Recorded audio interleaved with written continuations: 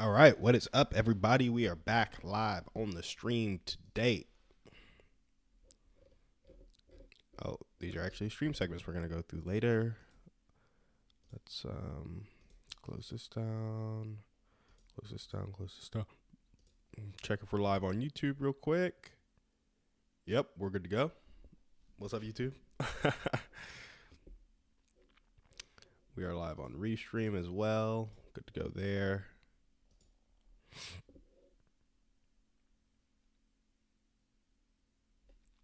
Let's see if we can get some music in the background. Copyright free background music. I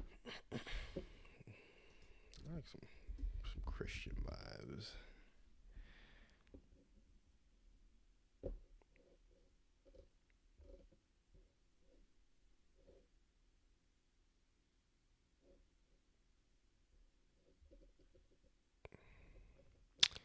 Oh, you know what we need?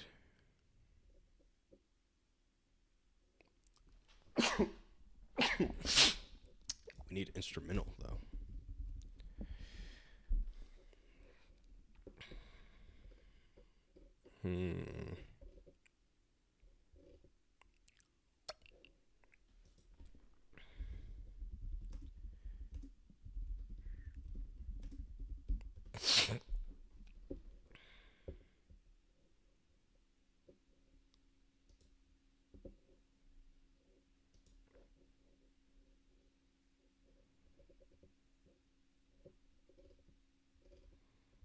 I wonder if there's just a playlist.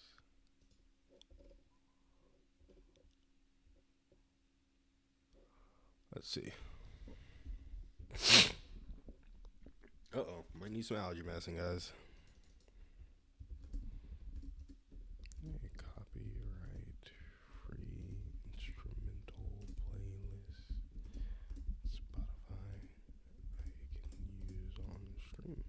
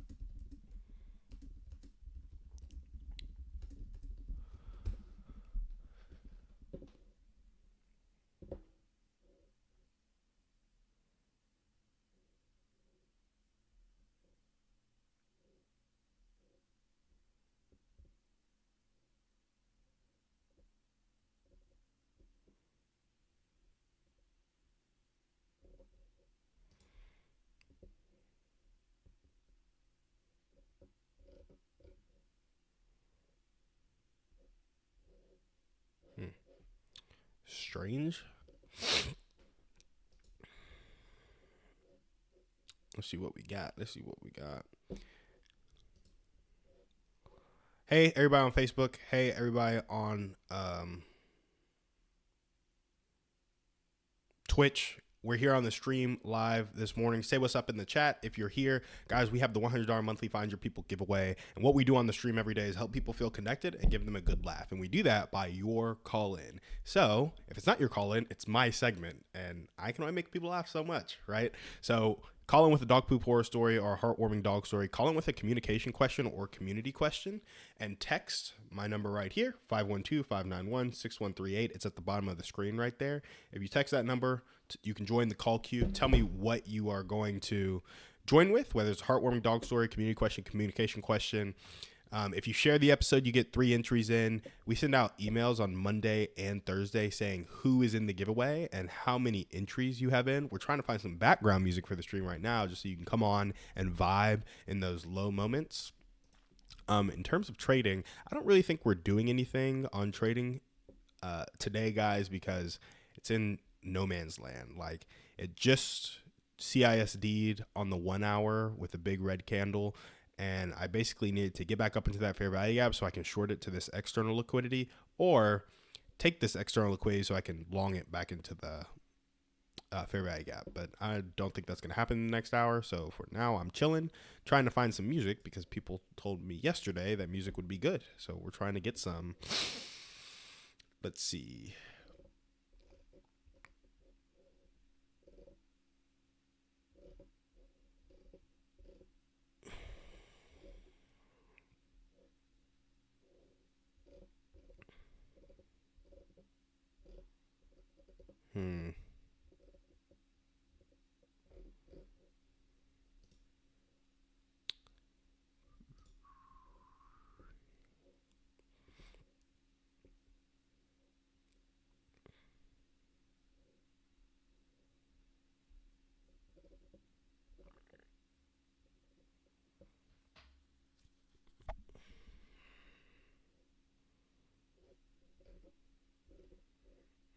Let's see.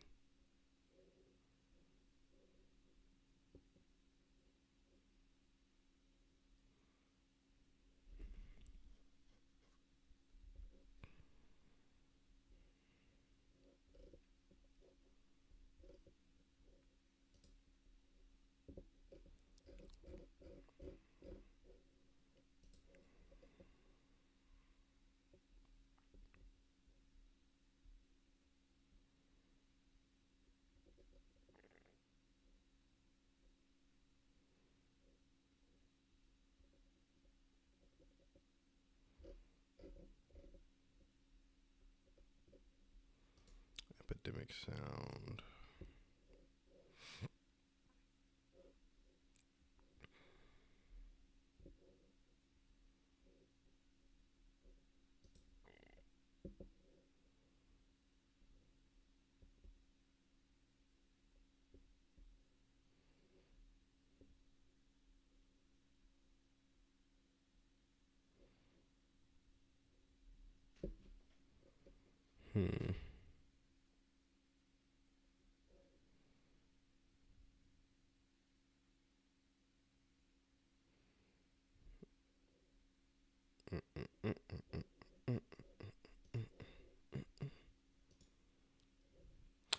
All right, what's up, guys? Sorry, I'm just looking for some copyright-free music so we can add some background music to the stream.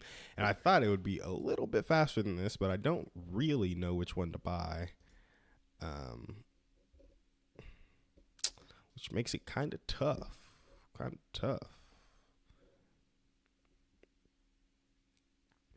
feeling like I want to go with this one.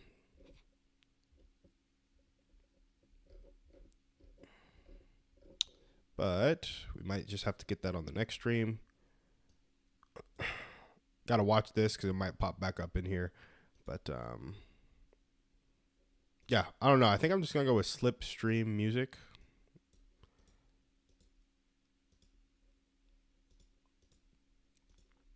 And the question is, should I do it right now? Get some music vibing for today. Let you guys help me pick the music, or should I do it later?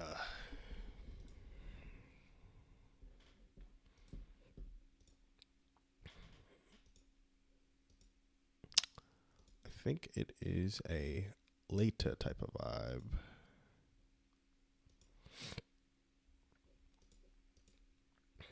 I don't know. What do you guys think? Music now or music later?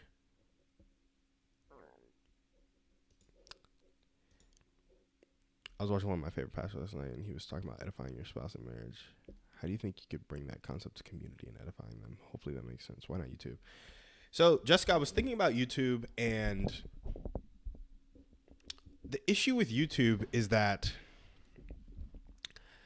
you don't really know if it's copyright free. Like, people put together a playlist and you can still get some sort of you can catch a case basically from it, is what ChatGPT was saying. So using YouTube or Spotify probably isn't the best move because you're not guaranteed that that's copyright free. However, if you use something like Slipstream, which is $9 a month, you know the rights are here. And I would hate to try to save $9 a month and then get like a cease and desist letter from an attorney somewhere down the road when the stream is actually bigger. So I'd rather just pay the $9 a month and decrease that risk. And as for this question, I was watching one of my favorite pastors last night, and he was talking about edifying your spouse in marriage. How do you think you could bring that concept to community and edifying them? Hopefully that makes sense. I need you to clarify a little bit there. Are you talking about edifying your spouse in community or edifying the members in your community in community? I need some clarification there because I think it's a little different both ways.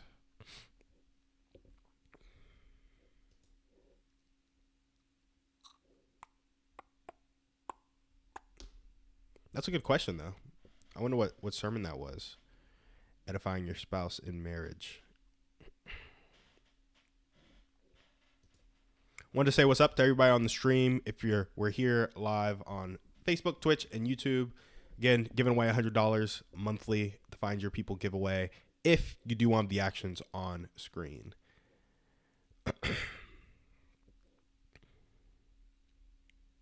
Yeah, edifying your spouse in marriage. How do you think you could bring that concept to community and edifying your community?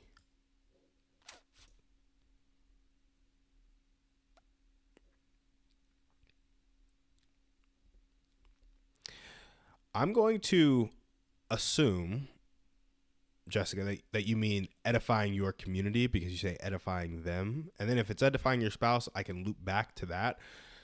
But the concept of edification to community.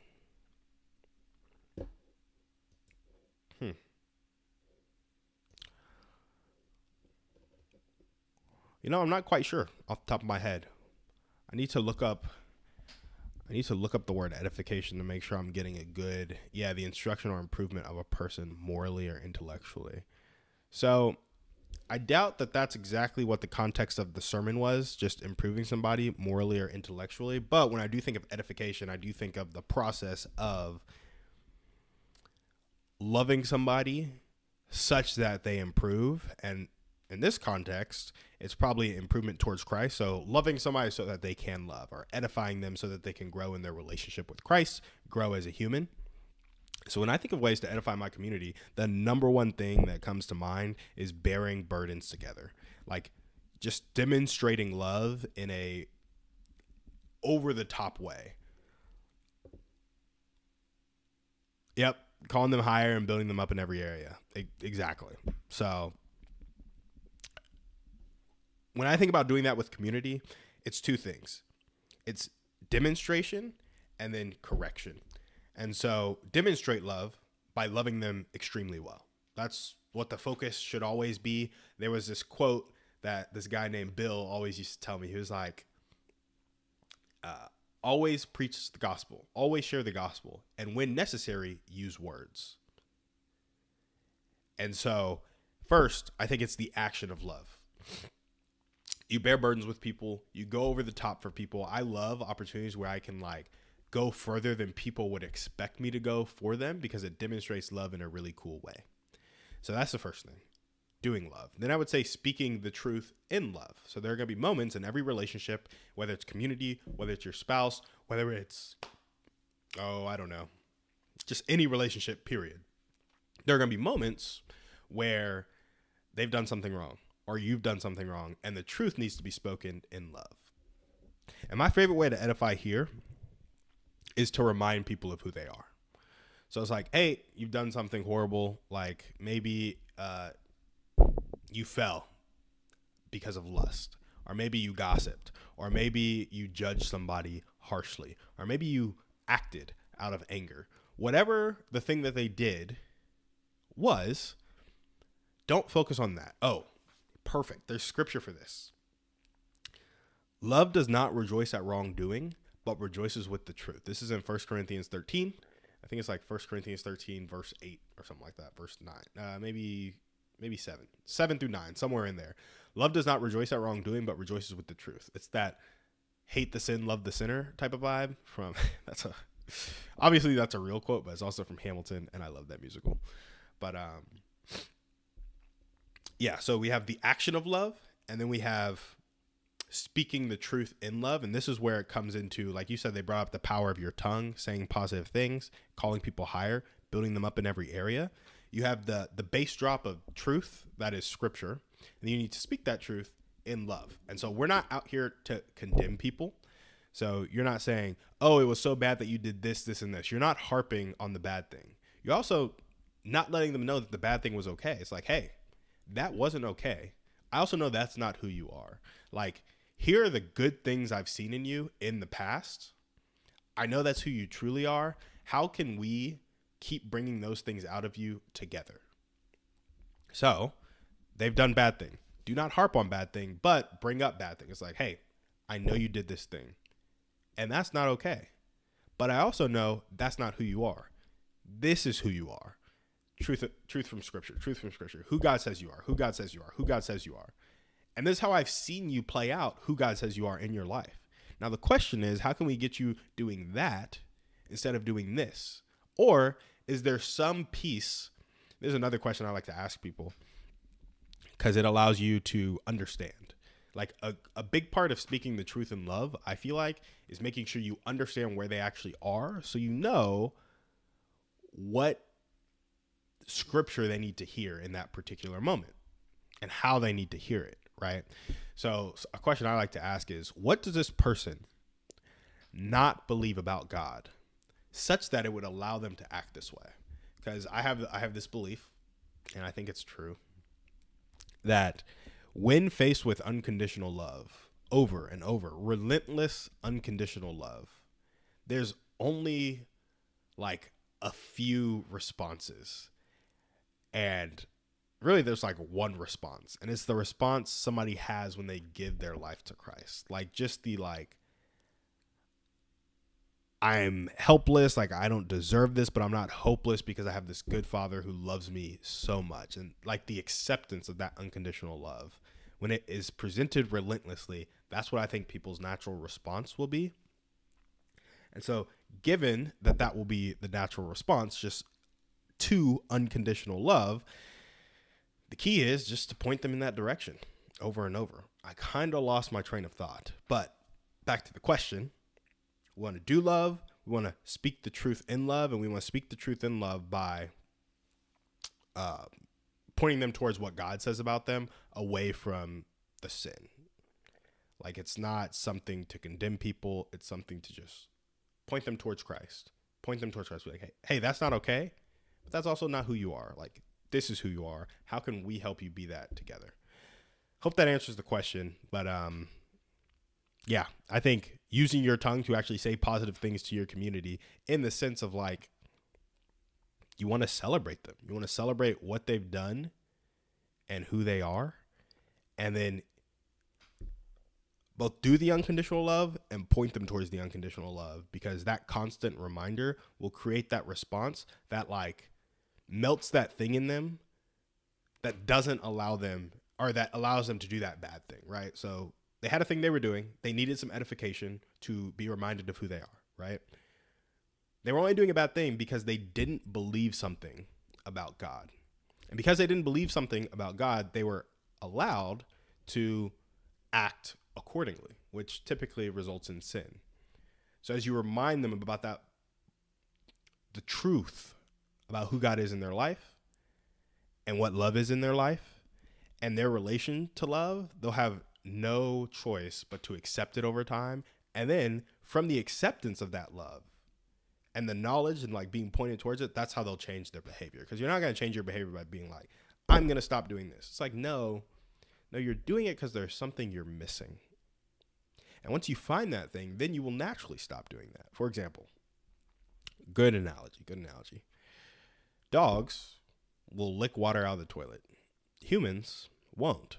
If a human thinks they're a dog and they're trying to imitate a dog, they might drink water out of the toilet. And then a parent would come and correct them, speak the truth in love. Be like, hey, I know you drink water out of the toilet. You know, I might laugh about it a little bit because it's a silly example, but it's like, that's not okay. Like, we don't drink water out of the toilet. And we don't drink water out of the toilet because this is who you are. And I know this is who you are because of X, Y, and Z reason that occurred in the past. Like, I know that I've been with you for the past 2 years. And it's like, I'm human, you came from me, so you're human. And like, you eat human food and you speak human words and you have human, like all of these things show you that you're human. And because you're human, we as humans don't drink water out of the toilet like dogs do. Instead, we drink water out of cups. So how can we make sure that you always have a cup to drink water out of instead of drinking out of the toilet? It's like, that's an example of how that would work. It's like, they did bad thing. It's like, acknowledge it. It is what it is. Here's who you are. Here's how I know that. How can we help you live into that? Those are the questions I asked. So let me know if that answered your question, Jessica. I don't know. I tried to, but that's how I think you can edify your community. And I think edifying your spouse in community, I do think that's slightly different. Like, I would edify somebody in my community differently than I would edify Gracie in our community, because we're more in lockstep, doing the thing together, like building the community together, experiencing the community together. Whereas like somebody in community, less lockstep, might need edification in different ways. Like, I just know Gracie likes edification in the building of it, in the how we love people in community. And then people in community might need edification in, I feel like edification in community with my spouse is different from edification in my marriage with my spouse. Like, most of the personal problems that I will edify Gracie towards are from, come on, the personal side of marriage. And then in the community context, it's like how we're building together, how we're like living out the gospel together. But for somebody else in the community context, that's where the personal problems arise. So it's just slightly different take on it, if you will. Cool beans.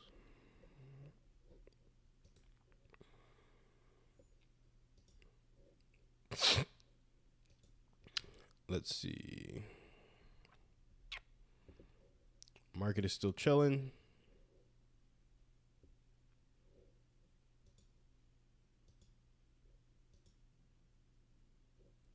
What are we doing? Okay. Jessica, let me know if that answered your question. Let me know if you have any other questions. If not, I'll probably jump into one of my stream segments, because I did prepare 2 that I want to talk about. I need to text my VA that there's a segment here, probably around minute 14. Let's see.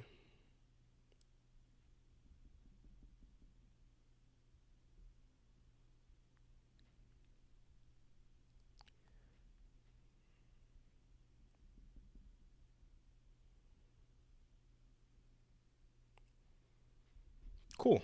No, I'm glad that helped. I do think it's important to, like, when you speak the truth in love, you also got to know like who you're talking to and how ready they are to receive instruction. Because sometimes like people are not ready to hear what they need to change. They just need to be heard. And so that goes back to whether I need to do the action of loving them or speaking the truth in love. I think it's cool because in order to speak the truth in love, you got to be loving them first. Young Life used to say, earn the right to be heard. And so you got to do the loving first, and then you can speak the truth in love. Because you can only be in love if you've loved them first. And so if somebody is like struggling or emotionally unstable, you might need to listen to them for weeks, maybe months, before you come in with what you think scripture says about what they should do in this moment. I know we're so quick to be like, hey, we need to change their behavior fast, but man, I don't think that is, one, you shouldn't try to change people. The Holy Spirit changes people. But 2, very few people are just willing to hear what you have to say and then change their behavior. So it's much more beneficial at times to listen, to bear the burden with them. And then when they ask what they should actually do next, then you can speak the truth in love. Okay, how about this? What if you have a friend who you have lost contact with and tried to reach out to and they are not responsive? When do you draw the line to let go of the friendship? And is it okay to feel mourning of a friendship? Definitely okay to feel mourning of a friendship. Like, that's a relationship. It's kind of like when you're graduating college and everybody's going to different cities, it's like you mourn a little bit. You're going to miss them. Like they were a part of your life, and probably in a way that most people have never been and will never be a part of your life again. Like college is a super special time where you can be really close with a lot of people. So just like I mourn my college friendships, like we just kind of switched churches. I was sad to switch churches because it means like these people who have been in my life for the past 3.5 years, like aren't going to be there anymore. And that was sad for me. Like I'm going to miss those people. I wanted to see their kids grow up, and I wanted to see how they kind of continue to build their life. And if we could bear burdens with them, like all that stuff. I'm such a romantic. That's a friendship romantic. So definitely okay to mourn a friendship. When do you draw the line to letting go of a friendship? This is a tough one. It's a very personal question. Very personal question. Because, again, I'm a romantic, right? So the question is, how much of a toll does it take on you? And have they or have they not explicitly told you to stop bothering them, basically? Because I feel like there's a world in which your consistent reaching out to somebody who is ignoring everybody in their world reminds them that they're loved, even though they don't respond. Reminds them that they're thought about, even though they don't respond. And there are a lot of people who have nobody reaching out to them and wish somebody was, but they don't have the courage to ask for that. And so if you're somebody who you had a friend and you've lost contact with them and they're not responsive anymore, and you keep reaching out, and it doesn't take a toll on you to reach out, it doesn't mess with your head, doesn't mess with anything you got going on, and they haven't told you to explicitly stop, I would say keep sending them a Christmas letter. Keep sending them a text every 2 months. Keep writing them a letter. Keep engaging with them on social media. Keep doing whatever it is you need to do, because that person might be pretty lonely. If you guys had a falling out and they were like, yo, stop talking to me. Like, I'm done talking to you. At that point, you should probably stop talking to them. But in the absence of a very explicit friendship split, and you're kind of being a person who is irritating or trying to cross boundaries that have been drawn, if that's not the case, and it's not bothering you mentally, I would say keep reaching out. Now, the question is, when does it start to bother you mentally? If it starts to cause anxiety, if it starts to distract you from being in the moment with current relationships, or if it starts to make you doubt things about yourself or about God, then I would probably cut that friendship. Like if you can continue to reach out without having any mental toll, and there wasn't some explicit split where they wanted you to stop, keep up that reminder that you're thinking about them, because that can go a long way and you never know what people are going through. But if it starts to affect you, then yeah, it's time to cut it. I always like to say,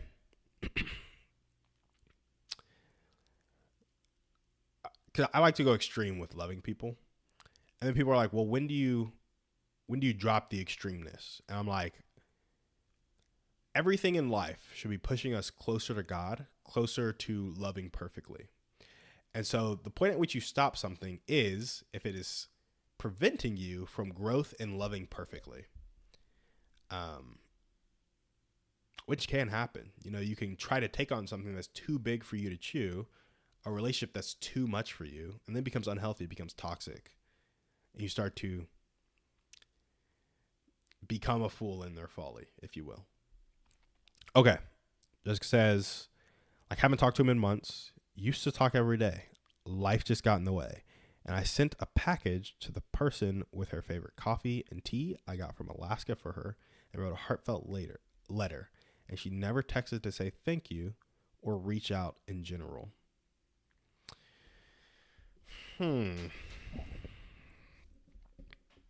Yeah. Okay, so you haven't talked to him in months. You guys used to talk every day. Life just got in the way. So when you say life just got in the way, like, I understand when you go from talking to somebody every day to like once or twice a week because life got in the way, even once a month because life got in the way. But like, was there some sort of conflict and life got in the way? Or did life just get in the way in that you guys moved and you used to live together? That's why you used to talk every day. Because some context there would be helpful to how to navigate the situation. But recently you sent a package to the person who had her favorite coffee and her favorite tea. And you got that tea and coffee from Alaska for her. And you wrote her a heartfelt letter and you sent all that to her, and she never texted to say thank you or reached out in general. That is a tough one, mostly because I don't know your friend, but it might be worth a call. Just be like, hey, sent you that coffee and tea because I was thinking about you. I care about you. Would love to have calls again, or even a text saying that, or something to make sure she got it and like it demanded a response. Because I could definitely see a world where somebody I care about writes me a letter and I just don't respond because I don't really write letters. I'm horrible at writing thank you letters. Now, maybe you and your friend used to write letters to each other all the time. But yeah, I know that's horrible, and it's something I need to work on for sure. But I could see a world where it's like, I really want to get back to that person, did not text them in the moment, and then I forgot about it because life got in the way, or I was opening it with Gracie around and we were in the middle of a conversation. Okay, not in close proximity anymore, so we weren't talking for months. Yeah, I think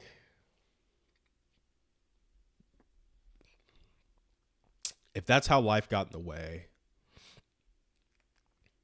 something one of my friends did, and we still do it to this day. When he was moving, he was like, he's a super intentional dude, and he was like, yo, Tim, let's jump on a weekly call when I move, because I want to stay in contact, because you're a really cool dude. I like staying connected with people I care about, and I care about you. So we started jumping on a weekly call, and I'm not one to do a weekly call with anybody. Like, I don't call anybody consistently, but I jump on this weekly call with this particular dude every week, and now it's bi-weekly because I'm married, he's married. Like, life has gotten busier. But that distance and the communication gap that would have been caused by that distance was closed because we had that intentional conversation of, we want to commit to doing this weekly and now bi-weekly. So I think if you get her on the phone or get a response to see where she's at with that, it's like, hey, we used to talk every day. I care about you. It's been way too long since we've connected. Can we set something up every 2 weeks, every 3 weeks, where we jump on a call for an hour and I hear about your life, you hear about my life? Like, that would be amazing to me. I would say ask that like 3 or 4 times via different venues. Like, call her. If she doesn't answer, leave voicemail. Shoot a text. If you have her email, send her an email. And do that like 2 or 3 times for 2 or 3 months. And so like 2 or 3 times total over 2 or 3 months. And if there's no response after that, I would say don't drop it. I would say drop it. Let's see. I don't know how to reach out anymore. I sent it back in September. I know we grow out of some of our friends, and God sometimes has people, only has someone in your life for a season. Yeah. I mean, that's definitely true. You do grow out of friendships. But man, when Gracie and I were dating, we'd been dating for like a month or 2 months, and it was extremely hard because we are extremely different people. Like, extremely different people. Now we're married, and we're a lot more like each other than not, because people change over time. But when we were dating and it was a month or 2 in, it would have been very easy to say, you know, God put us in our life to like learn some relationship lessons, but we don't work for each other. And the question I always asked Gracie when we were talking about breaking up 2, 3, 4 months into the relationship, 5 months into the relationship, I'd be like, look, I like you. I think you like me. Stuff's hard right now, but stuff's going to be hard in life with whomever you end up marrying and whomever you end up dating. So the question is, are we going to choose to care about each other through this hard stuff, or are we going to just let it go? And so I think God sometimes has people only in your life for a season, but as long as both people are willing to reciprocate the relationship in a loving way that pushes each other towards Christ or towards whatever goals you guys have, I think it's not worth being passive about. Like, if you sent it in September and haven't texted or called since, like, I would call her every 2 weeks for 2 months. Like, literally call her 4 times over 2 months and shoot a text every time you call. And then if you get no response and you're like left on red, then yeah, like, let it be. But in my opinion, there's a level of intentionality that has to increase when there's distance between, like, long distance, anything is tough. It's tough because you can always skip the call. You can always not text back. There's less accountability. There's less like urgency. Because there's less urgency and accountability, you have to compensate for that with intentionality. And so, yeah, you missed my call. And usually you would take my call, or I'd see you in the next week and a half because we live within 15 minutes of each other. So it's going to be awkward if you don't get back to me. But if you don't take my call and we're states away from each other, or we're never going to kind of bump into each other randomly, there's no consequence. And so you have to compensate that lack of consequence with, like, showing them that you care enough with just the volume of reach out. Like, sending it back in September was really nice. But again, it could be an afterthought. Like, you have to show her it's not an afterthought to you, so that's not an afterthought to her.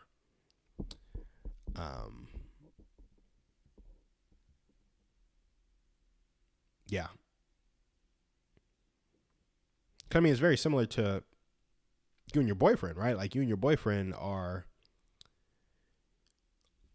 long distance, I think. Maybe you're not.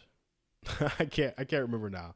But you guys have a call, like, whether you're long distance or not, there's a lot of intentionality that goes in that relationship because you guys have a lot of vision for where the relationship is going. So you, like, jump on a call every morning. So, yeah, just compensate with that intentionality with the friendship. Hopefully that helps. Yeah, you guys are. And you jump on the call every morning while he's going to work. And that's a super cool thing. But imagine if you didn't do that. Imagine if you guys just texted. Like, the relationship wouldn't be as strong. And I think it's the same thing with the friendship. So let me know how it goes. Like, call her in the next week. See if you can catch her. Call her twice in the next week. The worst thing that happens is she ignores you and you kind of are where you are. Or you guys get on the phone and it's a lot different than you think.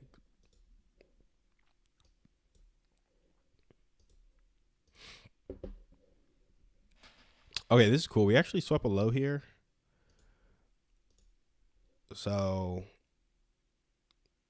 I could take this back into the fair value gap now. 20 minutes for a trade to form. If we get a bullish CISD past this high, we'll be taking a trade, which it could happen right now. It could turn around in the next 3 minutes. So it's something I got to be watching. Yeah, God needs to give you a spirit of bold. Jessica, call her right now. Call the friend right now and let me know if she answers. I know it's early. I know that's crazy.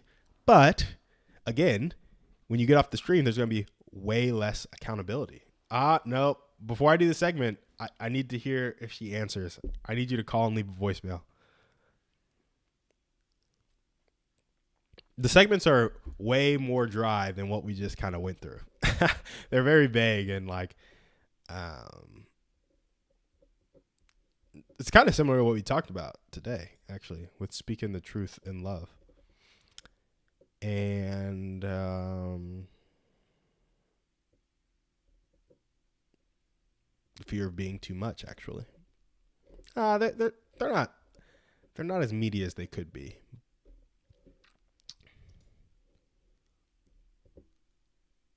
All right, let me know how that call goes.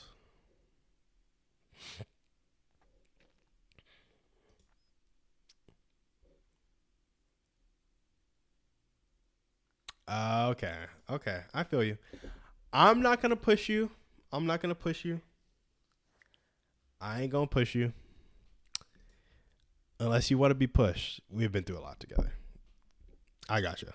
Okay. I don't know all the details of the relationship, so calling them might, it might be tough. So I will just leave it at that. Gotcha.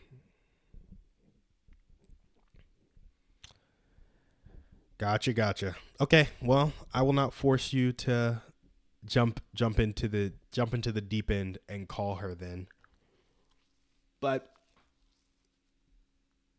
if you need some encouragement, I'll try to remember on future streams to ask you if you have called her yet or not, because again, we are trying to help people feel more connected on this, and this is somebody you want to feel more connected to. So it's the goal of the stream. I would be crazy not to. But I'll try and jump into a segment then. Cool. Let's see if we could do this real quick.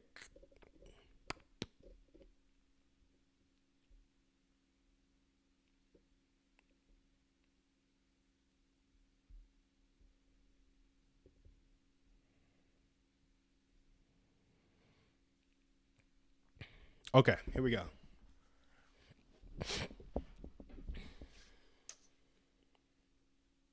Oh, I gotta see what time is that? 41:01. All right. If you've ever held your tongue because you didn't want to hurt somebody, this is for you. You don't have to choose between honesty and kindness. Here's how to turn a complaint or a moment of conflict into a calm, respectful request that actually lands with the person. First, you want to understand their goal. Always go into a conflict conversation willing to hear the other person first, because when you hear them, you can do the second step, which is get on their side of the table. Hear what their problem is, show them you understand it, and get on their side of the table by repeating the problem back to them until they say, yes, that's exactly what I'm feeling. And once you do that, then you ask for permission. Say, hey, can I tell you how I'm feeling? They'll say yes. And at that point, you tell them how you're feeling, summarize how they're feeling. And this is the third step. You offer a joint solution based on both experiences. And once you offer that joint solution, this is the fourth step. Make sure in that joint solution, you're meeting them more than halfway. So take all of the action in the joint solution and do 70% of it as a gesture of goodwill. Kind requests are bridges that can cross the awkward gap without burning either side, because it becomes both people's idea to resolve the conflict as opposed to one person getting their way and one person not. Okay, that is the segment that we want to touch on.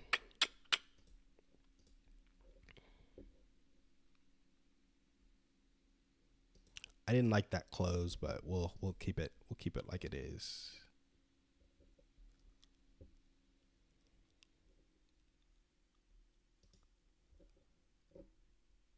If only the stream was bigger, I would give you the number and have you call her and ask her what happened. Jessica, I'll call her right now. Stream big or not big. Don't make no difference to me.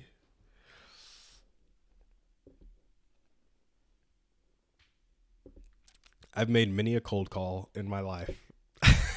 So if you want me to, just give me the word. I'm happy to try it. Anyway, guys, with this stream segment, this was really like to help you navigate conflict. Like if you have a complaint with somebody you live with or you have a problem, it's very easy to lash out at somebody or hold your tongue because you don't want to lash out at somebody. But I think there's a way you can resolve the conflict without lashing out, without making people feel uncomfortable. And that happens by understanding them first.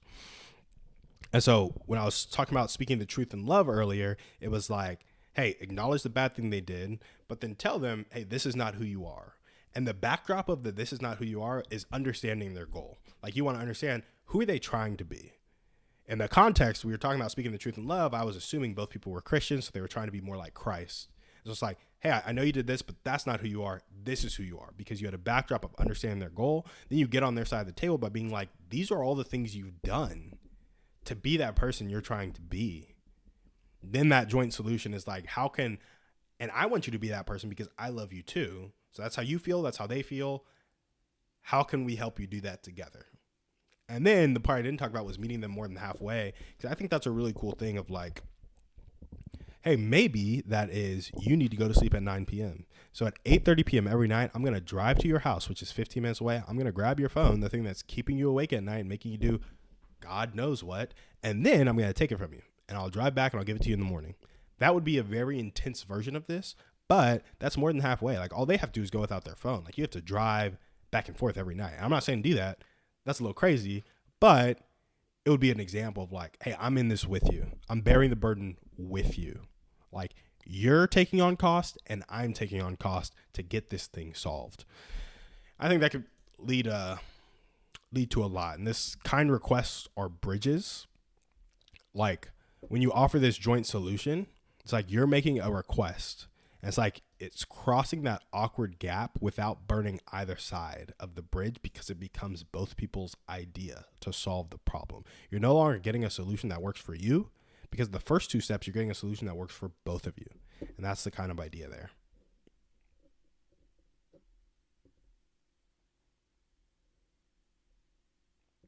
Jessica, I have not seen those videos. Let me see. Let's see. Have you seen these shows where a caller tells the host about a situation and the host calls the person they need the truth from and they pretend to be a different person to get the truth out of the person? It's really funny because sometimes people will share more information with strangers than with the person they're in conflict with.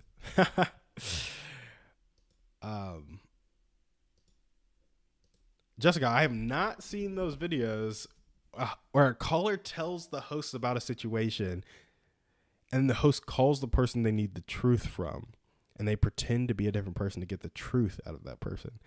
What I'm curious about is like, why would a person tell a stranger, like if I was calling as a stranger and I was like, yeah, makes sense that it's a radio show. I could see it. I've seen some prank calls where like a new pastor at a church called this dude and it was like this 9-minute clip on social media praying for his kidney surgery, but then asking for money for his thing or whatever. And it got really funny, but it was a prank call.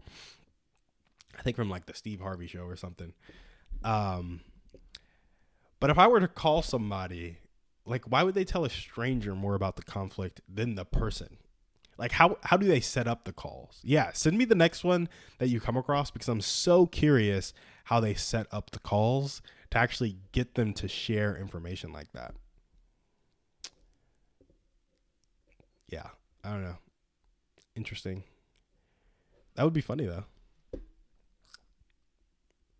I mean, that like if this show was that, like two people calling in and we like resolve a conflict in a 15-minute conversation. I get that people don't want to air their dirty laundry like that, but like I'm here to help people feel connected and help people communicate better.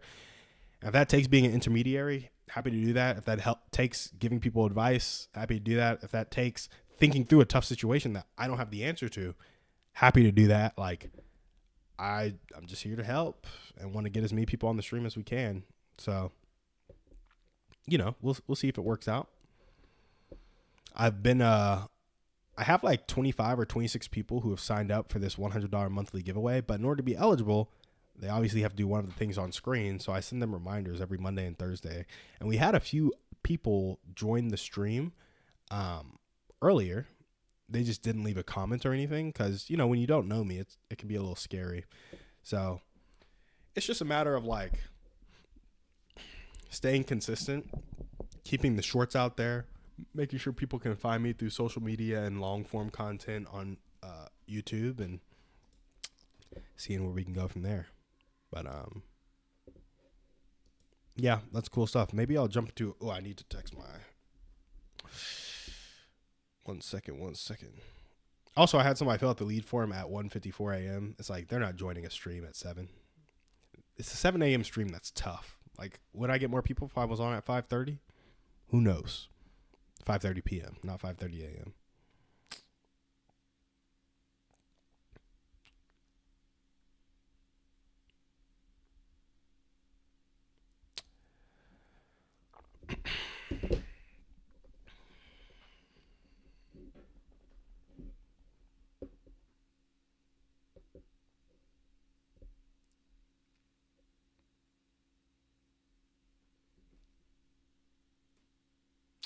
Okay, I'm gonna go through another segment real quick. Oh, hold on. We got our CISD for trade.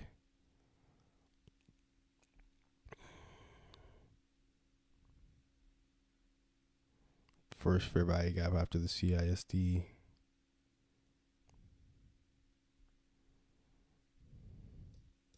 Yeah, we're about to take a trade over the next 9 minutes here, so maybe I won't do another segment.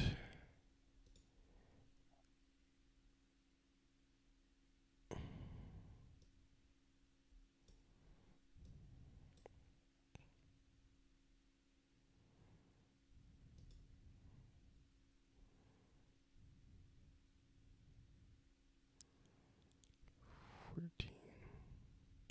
think it's 16.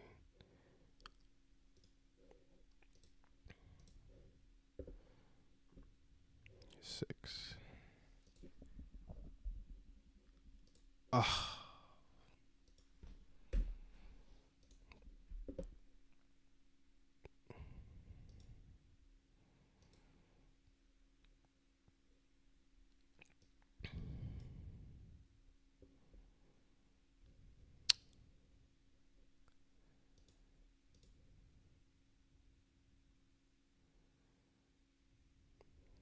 Dang it. Missed it. Let's see if it goes back to fill me. I was trying to 508.50. Come on.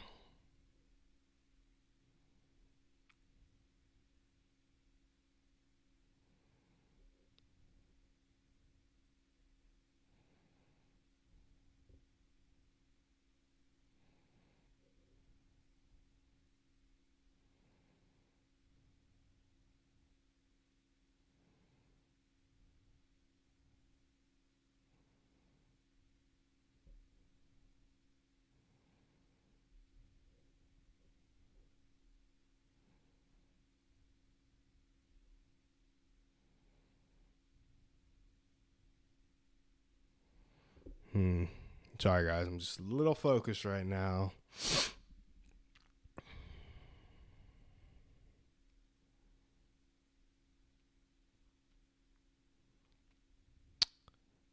This is where I need the music. I'll have the music for tomorrow.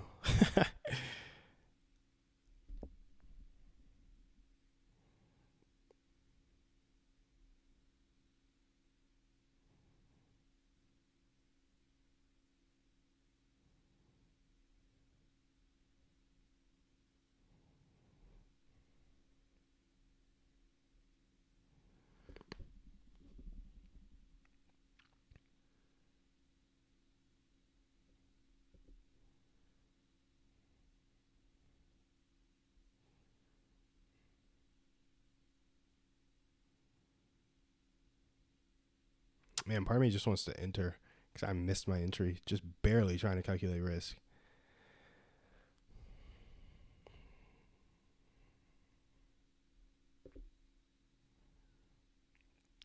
$24.50. We went to 508.50. That is 14.16. So 32 points. We would need to go to 30.56.50 for the target.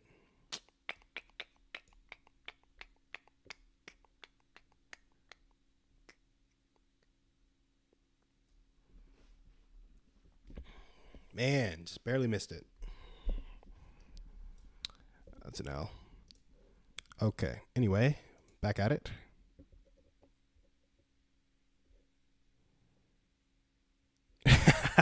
Oh, Theo missed it too, bro. It came quick, bro.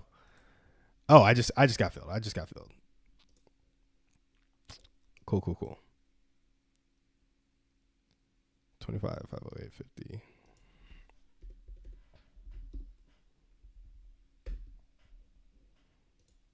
Although I don't really like that I got filled now. Let's see. So we bought, so we're selling at 25, 508.50.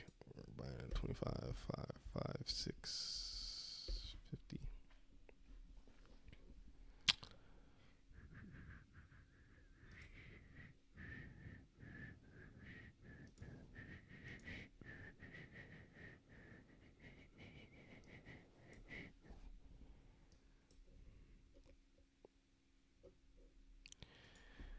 Okay. You know what's great about this new computer, Theo? Oh, here we go. Jessica, sorry I missed this. I was taking a trade. They'll be like, hi, I'm with this radio station. I had your friend Timmy call. I have seen these, Jessica. I have seen these, and said that you have a really weird story about a wedding that you went to recently where you ended up XYZ. Tell us about it. I have seen these, Jessica. I have seen them. They're so funny. What I've seen them for is like in relationships, like breakup. Like, hey, saw you went on a date with so-and-so and that you didn't go back. Like, tell us why or something like that. Like, I've seen those. Ooh, boy. This one was tough. We kind of lost like immediately. I mean, I haven't lost yet, but it ain't looking good.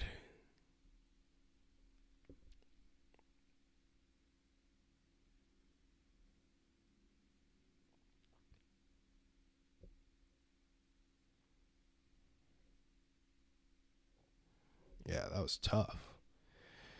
The good news about this is it takes me not that long to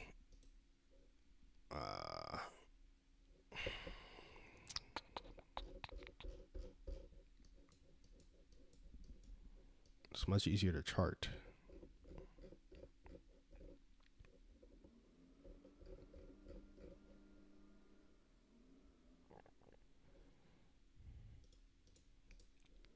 Short position. We were in long 25, 5 to 450.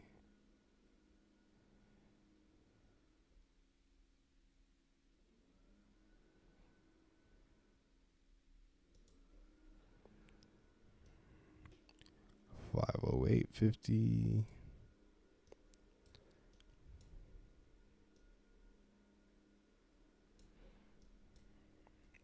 Man, that was tough, bro. Sorry, just lost that trade real quick. This was first fair value gap after CASD.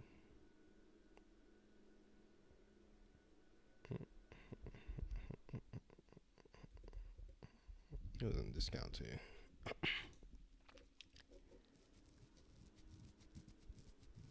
Man, that was tough.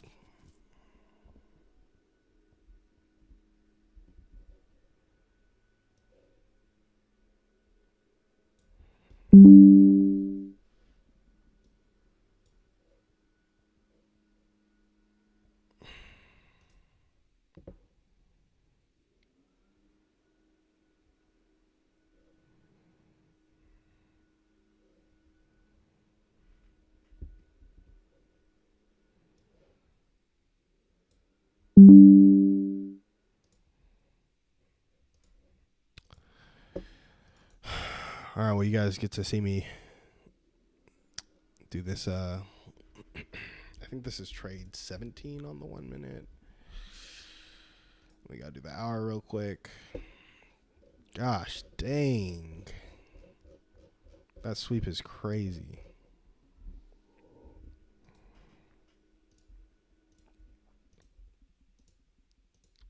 Sorry, guys. Just got to journal this trade real quick.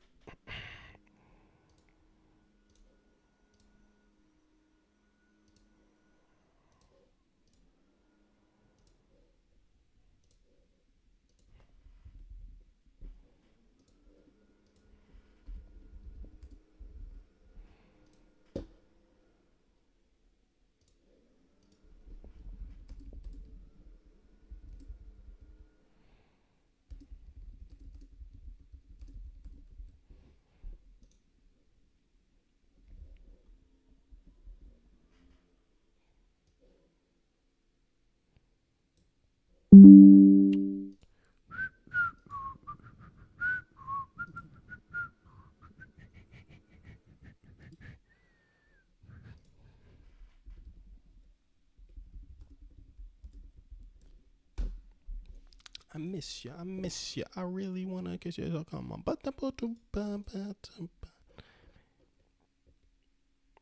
Dang, bro. That's tough. Bad losing streak right now for Theo. No dubs in the chat. No dubs in the chat.